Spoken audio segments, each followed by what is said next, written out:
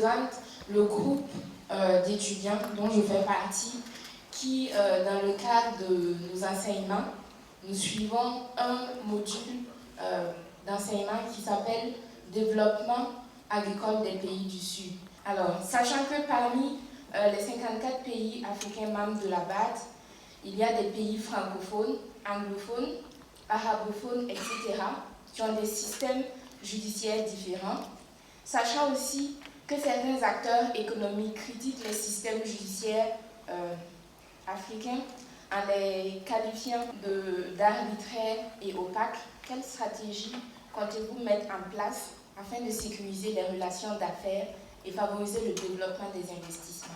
Oui, bonjour, je m'appelle Estelle Douamba, originaire du Burkina et étudiante en 4e année à l'ESIPA, École d'ingénieurs en agriculture.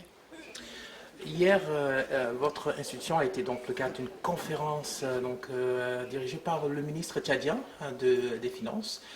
Pourquoi l'agriculture se retrouve au cœur de l'entrepreneuriat aujourd'hui, parlant de l'Afrique bien entendu? On a remarqué que la plupart des pays africains ont une agriculture qui n'est pas assez développée et que l'agriculture mobilise une grande partie de la population. Et donc on s'est dit que la manière de développer l'économie des pays africains, c'est de mettre l'accent sur l'agriculture. Et êtes-vous satisfaite donc de la conférence d'hier? Qu'est-ce que vous avez retenu par rapport au message du ministre, qui est également candidat à la présidence pour la Banque africaine de développement? Le ministre, j'ai trouvé qu'il a balayé le sujet du début jusqu'à la fin. Il a parlé d'abord de la situation agricole des pays africains et ensuite il a parlé aussi du financement de l'agriculture vu la structuration de cette agriculture-là qui est plutôt paysanne, et il a aussi montré qu'il y a des difficultés au niveau du financement puisque les entreprises qui financent l'agriculture ont besoin de garanties que ces paysans organisés en petites structures ont du mal à obtenir. Et dans ce cadre aussi, il y a eu un souci qui a été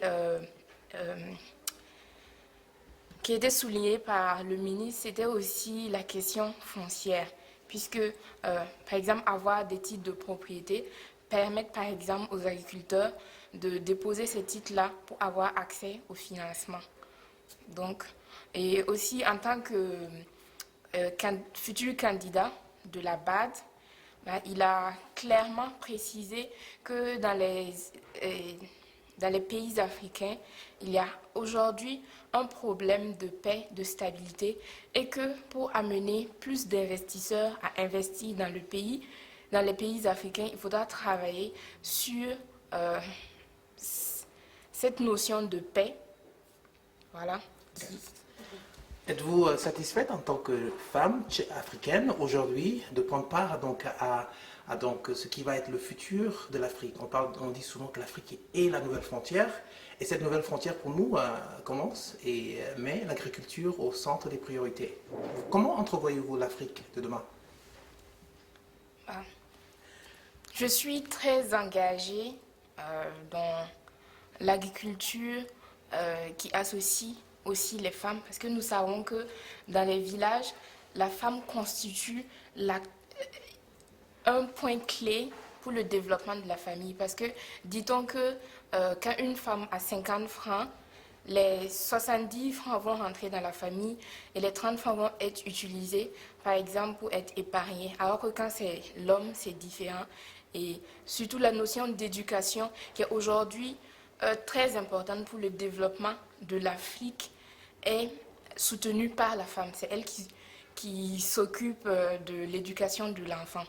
Donc, le futur de l'Afrique, je ne le vois pas sans la femme. D'abord, dans la notion de transformation, on retrouve beaucoup la femme et il faudra qu'on intègre la femme dans la notion de production, dans la notion d'entrepreneuriat. Et c'est dans ce cadre-là que j'ai quitté mon pays pour venir étudier l'agriculture et montrer qu'aujourd'hui, l'agriculture ne se transmet pas de père en fils, mais on peut tous étudier pour devenir agriculteur. Nous vous remercions. Merci.